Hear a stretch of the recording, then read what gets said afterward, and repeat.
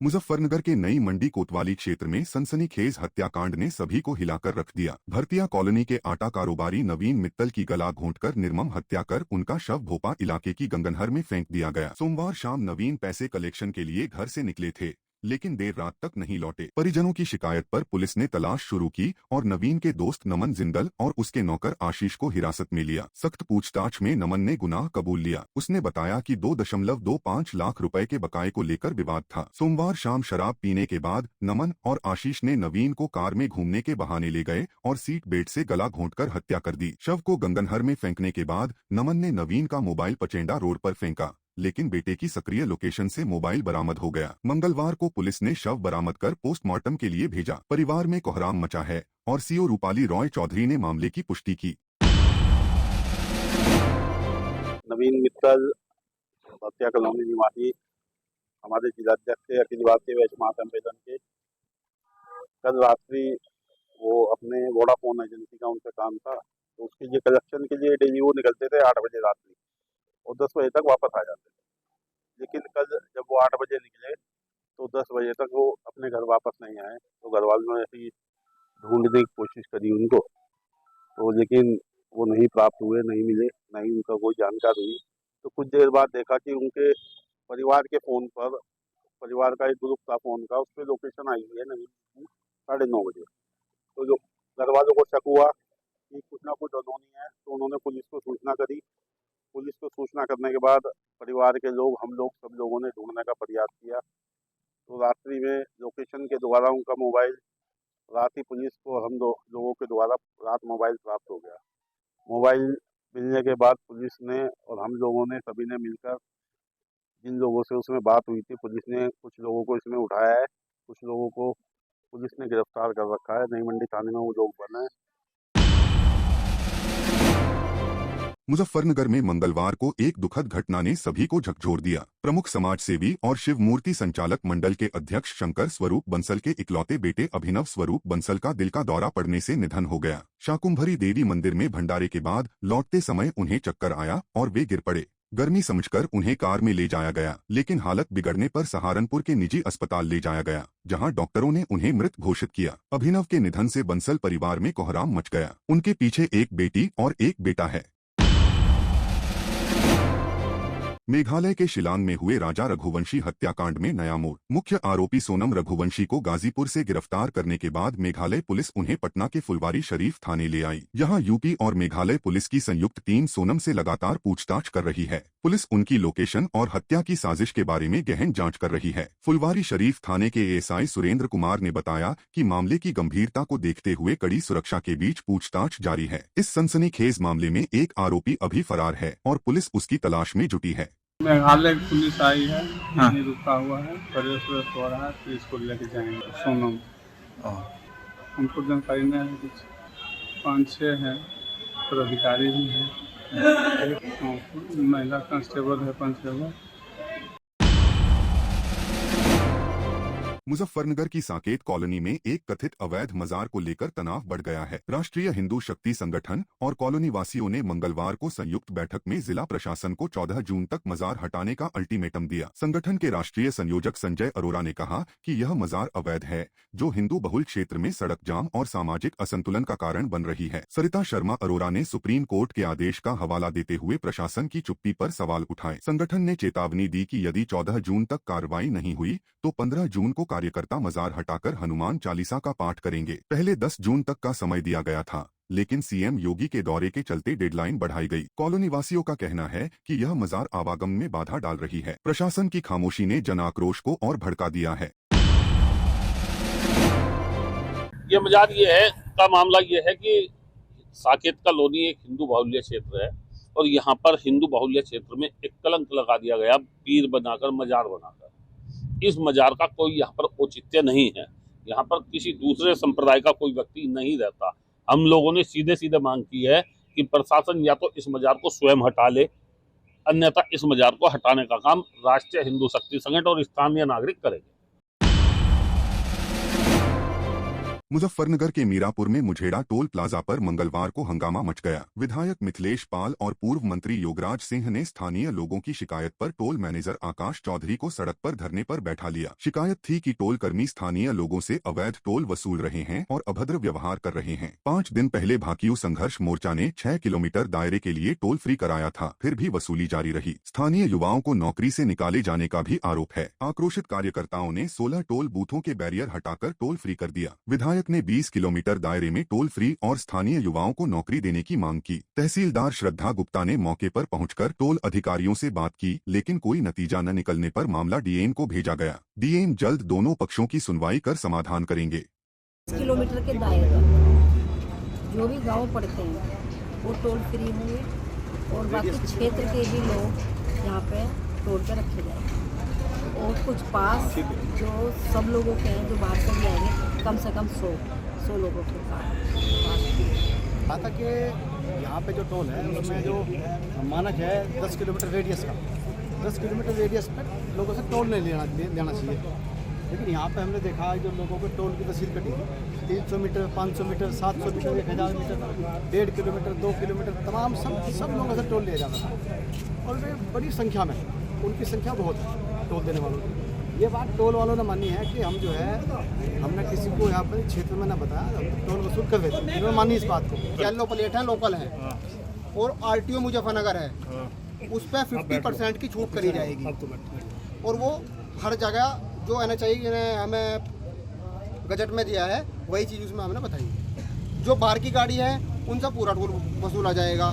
जो आरटीओ मुजफ्फरनगर में जो आती हैं और ऑल इंडिया परमिट नहीं है, स्टेट परमिट की हैं, उन पर 50% छूट। जो गवर्नमेंट ने रूल बनाए हैं वो लोकल के लिए 350 का रूल बनाया है कि टोल से जो 20 किलोमीटर का दायरा है उसका लेटर मेरे पास है। मंत्री जी हैं, विधायक जी हैं, मैं अभी दे दूंगा इनको भी, ये भी पढ़ लेंगे, कोई दिक्कत वाली बात नहीं। उसमें क्या है, जो 20 किलोमीटर का जो भी दायरा है उसमें 350 का पास बनेगा और कोई भी टोल उनका नहीं कटेगा पास बनने के बाद। आपसी जो उस दिन आपसी समझौता हुआ था, जो लोकल के लोग आए थे, उसमें ये हुआ था जो 6 किलोमीटर के जो भी दायरे में आ रहे हैं उनको आधार कार्ड देख के छोड़ा जाए। तो हमने सोचा कि ठीक है, लोकल के लोगों को परेशानी ना हो और कोई इसमें विवाद ना बने, तो हमने ये चीज़ छूट करी थी। पर लेकिन ये कोई छूट नहीं होती, पर हमने कर दी थी। अगर मान लिया लोकल का अब भी टोल कट रहा है, उसके लिए मैं उसका समाधान कराने के लिए तैयार हूँ। जो लोकल की आईडी है उसकी RC आधार कार्ड लेकर वो मेरे ऑफिस में है, मैं उसको परमानेंट ऑफिस में उसको फिल करा दूंगा, उसका टोल नहीं कटेगा। इसकी जिम्मेदारी मैं लेता हूँ। मुजफ्फरनगर की चरथावल पुलिस ने 3 चोरों रवि, अलाउद्दीन और शिवम को लुहारी गेट के पास से गिरफ्तार किया। इन बदमाशों ने 25 मई को नगलाराई गांव में सड़क किनारे एक दुकान से लोहे का फ्रेम और अन्य सामान चुराया था। पुलिस ने आरोपियों के कब्जे से 2 तमंचे, 1 बाइक, चोरी का लोहे का फ्रेम और अन्य सामान बरामद किया। पूछताछ में चोरों ने अपना जुर्म कबूल लिया। पुलिस ने बताया कि यह गिरोह इलाके में चोरी की कई वारदातों में शामिल रहा है। मामले की गहन जाँच जारी है और अन्य संभावित वारदातों का खुलासा होने की उम्मीद है। मुजफ्फरनगर के जानसठ थाना क्षेत्र के चित्तौड़ा गांव में जमीन कब्जे को लेकर सनसनीखेज मामला सामने आया है। पीड़िता कनीज फातिमा सीमा ने दबंगों पर गंभीर आरोप लगाए हैं। उनका कहना है कि दबंगों ने उनकी जमीन पर अवैध कब्जा किया। जब उन्होंने पैमाइश कराकर इसका विरोध किया तो दबंगों ने उन पर और उनके बेटे पर ईंटों और फावड़े से जानलेवा हमला कर दिया, जिससे वह लहूलुहान हो गईं। कनीज ने बताया कि वह अपनी जमीन पर ओल्ड एज होम बनाना चाहती हैं, लेकिन आरोपी इसका विरोध कर रहे हैं। पुलिस ने 4 आरोपियों के खिलाफ मुकदमा दर्ज कर एक को गिरफ्तार किया, लेकिन मुख्य आरोपी सत्यपाल को बुजुर्ग बताकर गिरफ्तार करने से इनकार कर दिया। पीड़िता ने सत्यपाल और अन्य दबंगों के खिलाफ सख्त कार्रवाई की मांग की है। सर, हमारा एक बंदा जमीन कब्जा रहा था, तो मैं अपनी नींव भरवाने के लिए गई थी, तो उसने कहा मैं आपको आपकी जमीन पे कब्जा नहीं करने दूंगा, और वहाँ पे पहले से मौजूद मुझे ईंटें उठा के मेरे ऊपर अटैक कर दिया और फावला भी था कि मैं तुम्हें जान से मार दूंगा अगर तुम इधर, मेरी जमीन है, मेरी जमीन पर आई तुम। तो हमारी जमीन को अपनी जमीन बता रहा है वो। सत्यपाल सिंह पुत्र रामलाल, निवासी चितौड़ा विलेज, जानसठ रोड, मुजफ्फरनगर। सत्यपाल सिंह, उसके दोनों पोते डग्गू और अरुण, और उसका बेटा नंद किशोर। और बाद में जब इसने मुझे अटैक किया तो इसकी वाइफ परसी भी आई मुझे गालियां देते हुए। मुजफ्फरनगर के जिला कलेक्ट्रेट में अब ताजी और ऑर्गेनिक सब्जियां व फल मिल रहे हैं। डीएम उमेश मिश्रा के निर्देश पर कलेक्ट्रेट परिसर में एक अनोखा स्टॉल शुरू किया गया है, जो पिछले 15 दिनों से संचालित हो रहा है। यह स्टॉल उस स्थान पर लगाया गया है जहां पहले डीएम का ऑफिस था और अब नया ऑफिस बनने जा रहा है। रोजाना सुबह विक्रेता ताजी ऑर्गेनिक सब्जियां और फल लेकर यहां पहुंचते हैं। फिलहाल सरकारी अधिकारी और कर्मचारी ही मुख्य खरीदार हैं, लेकिन विक्रेताओं को उम्मीद है कि जल्द आम लोग भी उनके स्टॉल की ओर रुख करेंगे। विक्रेताओं का कहना है कि उनकी सब्जियां पूरी तरह ऑर्गेनिक हैं, बिना जहरीले केमिकल के उगाई जाती हैं। यही वजह है कि इनकी कीमत बाजार से थोड़ी ज्यादा है। डीएम की यह पहल न केवल स्वस्थ जीवन को बढ़ावा दे रही है, बल्कि स्थानीय किसानों को भी प्रोत्साहित कर रही है। अभी तो कमी है, जैसे धीरे धीरे पता लगता रहेगा तो कस्टमर आते रहेंगे, क्योंकि ऑर्गेनिक यहाँ पे कोई और तो बेच नहीं रहा, केवल हमारी स्टॉल लगा हुआ है। जो ऑर्गेनिक खेती हम पिछले 3 साल से कर रहे हैं और काफ़ी डिमांड भी है, क्योंकि जहर मुक्त खेती को जो है ख़त्म करने जा रही है सरकार। तो बीमारियों से बचने के लिए जहर मुक्त जो उत्पाद खाएंगे तो जीवन अच्छा रहेगा, बीमारियों से बचे रहेंगे। देश भर में इस वक्त गर्मी अपना कहर बरपा रही है। संगम नगरी प्रयागराज में भी भीषण गर्मी पड़ रही है। इस कारण से लोग गर्मी से राहत पाने के लिए ठंडे पानी को तवज्जो दे रहे हैं और इस कारण से प्रयागराज में मटके और सुराहियों की मांग लगातार बढ़ती जा रही है। मटके का ठंडा पानी लोगों के लिए इस गर्मी में सहायक बना हुआ है। इस वजह से प्रयागराज में लोग लगातार मटके और सुराहियां खरीद रहे हैं। अधिकतर करके यहाँ स्टूडेंट की दुकानदारी होती है और कुछ नहीं, क्योंकि स्टूडेंट घर वाले तो इतना रख लेते हैं। स्टूडेंट बच्चे यहाँ पढ़ाई करने के लिए आते हैं तो उन लोगों के पास तो रहता नहीं कितना पैसा कि वो लोग फ्रिज खरीद लें। डिमांड ज्यादा है, अभी भी डिमांड बढ़ी रही है, कोई कम नहीं हो रहा। कभी इसका डिमांड इतना ज्यादा बढ़ जाता है कि एकदम वो हो जाता है, शॉर्टेज आ जाता है, मंगाना पड़ जाता है। डिमांड बहुत भयंकर तरीके से, रोज एक ट्रक यहाँ पे आता है, घड़ा जो है खत्म हो जाता है रोजाना, क्योंकि स्टूडेंट हब है जैसा कि, और प्रयागराज के लोकल लोग भी जो है कि अपना रहे कहीं ना कहीं इस चीज को। ये गर्मी जैसा कि बहुत भयंकर भीषण पड़ रहा है और लाइट का भी जो है कि बहुत ज्यादा खपत हो रहा है। लोग कूलर, पंखा, एसी वगैरह यूज कर रहे हैं, उसी में फ्रिज की डिमांड भी बहुत ज्यादा है। लेकिन ये घड़ा जो है कि मिट्टी का बना है और एकदम टेम्परेचर इसमें वही मेंटेन रहता है, लेवल जितना कि जो है कि नॉर्मल पानी का रहना है, जितना बॉडी को जरूरत होती है। उत्तर प्रदेश के डिप्टी सीएम केशव प्रसाद मौर्य ने लखनऊ में मोदी सरकार के 11 साल पूरे होने पर केंद्र की उपलब्धियों को गिनाया। उन्होंने कहा कि प्रधानमंत्री नरेंद्र मोदी के नेतृत्व में भारत ने गुलामी के दौर को पीछे छोड़कर हर क्षेत्र में तरक्की की है। 27 करोड़ लोग गरीबी रेखा से बाहर आए हैं, महिलाओं का सशक्तिकरण हो रहा है और भारत धरती, आकाश व पाताल में अपनी मजबूत उपस्थिति दर्ज करा रहा है। मौर्य ने जोर देकर कहा कि भारत आज दुनिया में एक शक्तिशाली राष्ट्र है। विकसित भारत का संकल्प केवल मोदी जी का नहीं, बल्कि हर भारतीय का है।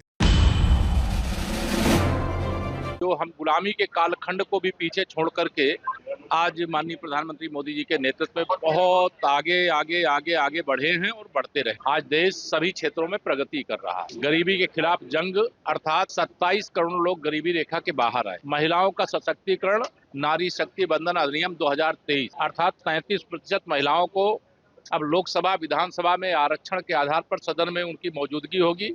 वो शासन का संचालन, युवा जो हमारा है वह भारत का भविष्य। और आज धरती हो या आकाश हो या पाताल हो, चारों तरफ भारत अपनी मौजूदगी दर्ज करा रहा है। सामरिक दृष्टि से हम दुनिया में शक्तिशाली देश के रूप में हैं, यह दुनिया ने देख भी लिया है, जान भी लिया और हम हैं, इस पर हमें गर्व है।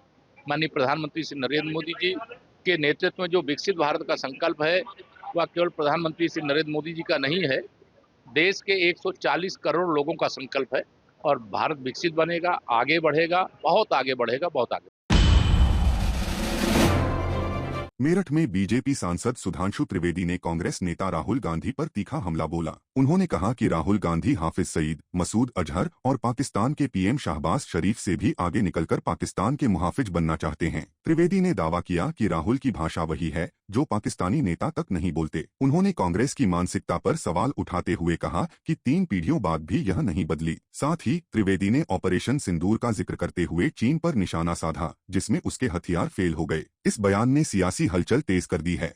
एक तो पहली बात ये है कि फिलहाल जो चाइना रोकेगा वो तो अलग बात है। फिलहाल चाइना का जो हमने रोका है वो मैं आपको बताना चाहता हूँ। ऑपरेशन सिंदूर में पहली बार चाइना की वेपनरी का रियल वॉर में यूज हुआ। यानी आज तक ऐसे समझिए जैसे वो कोई कंपनी क्लेम करती है ना कि गाड़ी का एवरेज इतना रहेगा, पर भैया जब सड़क पे चलती तो समझ में आता है कि एवरेज ऑफ मेंटेनेंस क्या हुआ। रियल वॉर में उनकी कंपनी, उनकी वेपनरी साबित नहीं हुई, अपने खरी नहीं उतरी।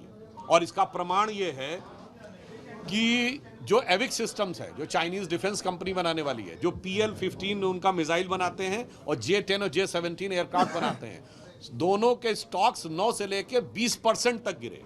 यानी अंतर्राष्ट्रीय शेयर मार्केट में उनके भाव 9% से लेके 20% गिरे एविक सिस्टम चेंगडू के, क्योंकि दुनिया भर से लोग देखते हैं ना क्या हुआ। और जितनी भारतीय कंपनियां हैं जो डिफेंस से जुड़ी हुई हैं, आप जाके चेक कर लिए, HAL का स्टॉक 14% बढ़ा है, मझगांव डॉक्स का 22 से 23% बढ़ा है, गार्डन रीच और कोचिन शिपयार्ड का 20% बढ़ा है। तो हमारे स्टॉक्स बढ़े और उनका स्टॉक्स गिरा, तो अभी फिलहाल निशाना उनके ऊपर है। और दूसरी बात हम ये भी कह दें कि देखिए उन सारी चीज़ों के ऊपर पहली तो इसका मतलब पाकिस्तान ने ये साफ कर दिया कि वो पूरी तरीके से चीन का हमसाया और हम निवाला है। तो एक बार फिर मैं अपने विपक्ष से भी पूछना चाहता हूं, कितना वक्त और लगाएंगे चीन के साथ हुए अपने करार को सार्वजनिक करने में। वो मैंने उसका वैसे उत्तर दे दिया है कि इस प्रकार का बयान पाकिस्तान के आर्मी चीफ, पाकिस्तान के प्रधानमंत्री, पाकिस्तान के रक्षा मंत्री, यानी रक्षा मंत्री ख्वाजा आसिफ ने नहीं बोला है,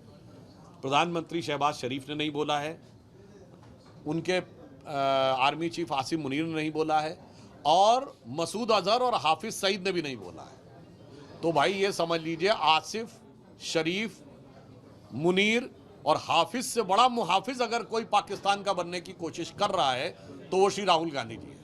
अभी तक उनकी पार्टी के नेताओं के बयान पाकिस्तानी मीडिया में सुर्खियां बटोर रहे थे, पर ये तो उन्होंने वो बयान दे दिया। और इससे पूर्व भी पाकिस्तान भारत के विरुद्ध डोजियर में 2019 में राहुल गांधी जी का नाम प्रयोग कर चुका है। तो मुझे लगता है ये पूरे देश के लिए बहुत गंभीर चिंतन का विषय होना चाहिए। मुझे लगता है कि राहुल गांधी जी को गठबंधन में कांग्रेस को कोई भाव नहीं दे रहा है बिहार में, तो शायद अपनी प्रासंगिकता बिहार के चुनाव में साबित करने की छटपटाहट और बौखलाहट में वो इस ढंग के बयान दे रहे हैं कि कम से कम आरजेडी उनको इसी कारण से थोड़ा महत्व देना शुरू कर। नहीं, सरकार ने इस विषय के ऊपर एक कॉम्प्रिहेंसिव प्लान तैयार कर रही है। और जैसे साबरमती का आपने देखा कि कायाकल्प हुआ, गंगा का परिवर्तन हुआ, वैसे ही दिल्ली में यमुना का भी परिवर्तन हुआ। नहीं, यहाँ पे मैं आपको स्पष्ट कर दूं, हमारी सरकार आने से पहले भारत का बांग्लादेश के साथ सीमा निर्धारण ही नहीं था। ऐसे सैकड़ों गांव थे जो आधे भारत में और आधे बांग्लादेश में थे। सबसे पहले 2016 में हमने लैंड बाउंड्री एग्रीमेंट किया, यानी पहले ये तय हो गया कि कौन सा एरिया भारत में है, कौन सा वहाँ। उसके बाद उसके ऊपर पाकिस्तान की सीमा की तरह फेंसिंग की प्रक्रिया शुरू हो गई है और आधे से ज़्यादा, बल्कि शायद 75% कंप्लीट हो गई है। इसके बाद वहाँ से घुसपैठ करना मुश्किल होगा और जो कानूनों में हमने परिवर्तन किए सबको। ये इस बात का प्रमाण है कि CAA का जो लोग विरोध कर रहे थे वो भारत की सुरक्षा के संवेदनशील मामले के ऊपर राजनीति कर रहे थे, और यह इसका भी प्रमाण है। और राहुल गांधी जी जो ये कहते हैं ना कि साहब ये वोट एक्स्ट्रा डाल दिया गया, ये फेक था, तो क्यों नहीं NRC होने देते भाई? दूध का दूध, पानी का पानी हो जाएगा। मगर आप ही देश के जो नागरिक हैं उनकी वास्तविक पहचान तो नहीं होने देना चाहते, मगर उस पहचान पे राजनीति करते रहते।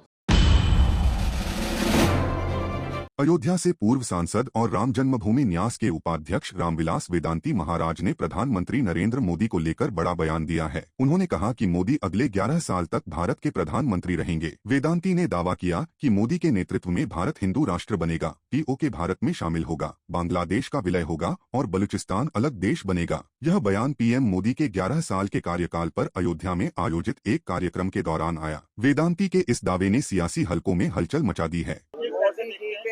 11 वर्ष व्यतीत होने के बाद मुझे ऐसा लगता है कि अभी और 11 वर्षों तक मोदी जी भारत के प्रधानमंत्री रहेंगे। मोदी जी के प्रधानमंत्री रहते यह देश हिंदू राष्ट्र बनेगा, ऐसा हमको पूर्ण विश्वास है। ये भी विश्वास है कि मोदी के प्रधानमंत्री रहते ही हम POK लेंगे, बांग्लादेश को भारत में मिलाएंगे, बलूचिस्तान अलग देश बनेगा और भारत हिंदू राष्ट्र बनेगा, ऐसा हम सब लोग महसूस कर रहे हैं। शिवसेना यूबीटी नेता संजय राउत ने पीएम नरेंद्र मोदी के 11 साल के कार्यकाल पर तीखा हमला बोला। मुंबई में उन्होंने कहा कि 10 साल में कुछ नहीं हुआ तो 11वां साल क्या बेमिसाल होगा। देश की दुर्दशा हो गई है। राउत ने विदेश नीति को पूरी तरह बर्बाद बताया और पीएम के विदेशी डेलीगेशन से मुलाकात को पॉलिटिकल इवेंट करार दिया। उन्होंने संसद के विशेष सत्र और पाकिस्तान के 4 टुकड़े करने की मांग दोहराई। साथ ही मुंबई में रेल हादसों पर निशाना साधते हुए बुलेट ट्रेन प्रोजेक्ट को मुंबई की हत्या बताया। कौन सा साल है ये? साल तो बेमिसाल नहीं है। क्या हुआ है आपने देखा है ना, एक साल में क्या हुआ है। 10 साल में नहीं हुआ तो एक साल में क्या। 10 साल निकल चुके ना, देश को दिशा में दुर्दशा हो गई। अब ये साल में तो हमारे 26 महिलाओं का सिंदूर उजाड़ गया, फिर भी मोदी चुप। पाकिस्तान के साथ युद्ध की घोषणा वो भी प्रेसिडेंट ट्रंप ने आपको दबा दिया। आप अब तक उनको जवाब नहीं दे पा रहे। मोदी जी के नेतृत्व में देश इतना कमजोर दुर्बल हुआ है कि 70 साल में ये इतनी लाचारी हमने नहीं। जो मोदी जी के कार्यकाल में देश लाचार, कमजोर और दुर्बल हो गया है और घुटने टेक रहा है छोटे छोटे देशों के सामने, कनाडा के सामने। ठीक है, वो तो पॉलिटिकल इवेंट ही था। हमने मांगा था स्पेशल सेशन पार्लियामेंट सेशन की बात नहीं हो रही। हमने बहुत कुछ मांगा था। हमने कहा था कि पाकिस्तान को 4 टुकड़े कर दो। बार बार जो हिंदुस्तान के ऊपर आतंकी हमले पाकिस्तान कर रहा है, तो आपकी भाषा थी अब पाकिस्तान वापस उठ नहीं पाएगा। लेकिन पाकिस्तान को चीन ने उठाया है, पाकिस्तान को प्रेसिडेंट ट्रंप ने उठाया है, पाकिस्तान को पुतिन ने उठाया है, पाकिस्तान को तुर्कस्तान ने उठाया है, पाकिस्तान को कुवैत ने उठाया है, पाकिस्तान को अजरबैजान ने उठाया है, पाकिस्तान को IMF ने उठाया है, पाकिस्तान को एशिया डेवलपमेंट बैंक ने उठाया है। ये क्या चल रहा है? मोदी जी के कार्यकाल में हिंदुस्तान की विदेश नीति पूरी तरह से बर्बाद हो गई है। देखिए, ये बुलेट ट्रेन के बड़ी है। मुंबई में जो हादसा हुआ है, जो बुलेट ट्रेन मुंबई से गुजरात लेके अहमदाबाद लेके जा रहे हैं ना, ये उसकी हत्या है। पूरा बजट जो है, पूरा ध्यान बुलेट ट्रेन पे चल रहा है उनका। और हमारे जो लोकल ट्रेन उस पर कोई ध्यान नहीं। जो हमारे गरीब लोग उनसे प्रवास करते हैं, तो ये जो बुलेट ट्रेन के ये हत्या है बली। दिग्गज बॉलीवुड अभिनेता धर्मेंद्र ने हाल ही में एक याच की सवारी करते हुए कप्तान की भूमिका निभाई और इस अनुभव को रोमांचक और खुशहाल बताया। धर्मेंद्र अक्सर सोशल मीडिया पर अपनी लाइफ जुड़ी चीजों को अपने फैंस के साथ शेयर करते रहते हैं। इस बार भी 89 वर्षीय अभिनेता ने इंस्टाग्राम पर एक वीडियो शेयर किया, जिसमें वो सफेद रंग की याच पर बैठे हुए नजर आ रहे हैं। वीडियो में वो खुद याच को चला रहे हैं और कैमरे की ओर मुस्कुराते हुए बहुत खुश दिखाई दे रहे हैं।